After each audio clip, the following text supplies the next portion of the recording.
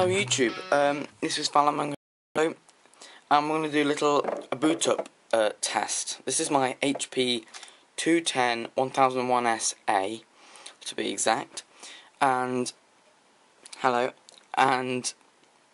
we're going to do is boot this up, and what this currently has is 1 gig of RAM and Windows Home Premium. Okay, and I've got my stopwatch out here so that we can do a time. Okay, as soon as I press the on button, I'll press start. So 3, 2, 1, go.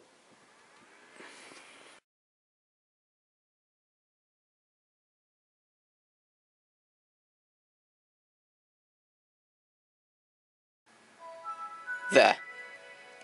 Okay, there. That was 1 minute 15. Okay, now we're gonna do it again. So that's 1 minute 15. So I'll type in my password, and then I need to record that somewhere. 3, 2, 1, go. Okay. Now it's welcoming me.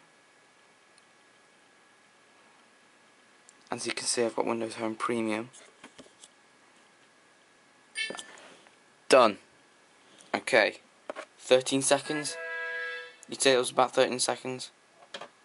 Maybe 12, because I was a little bit late, but 13 seconds. 13.2. Okay, so I've written that down. And now we're going to do a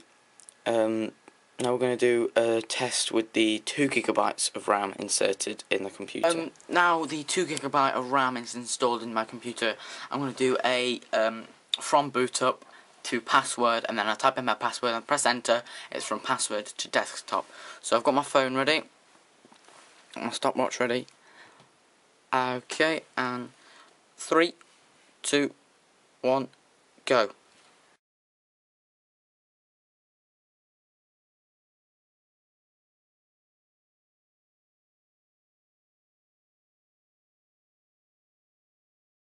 Okay, 1 minute 34, that was quite slow.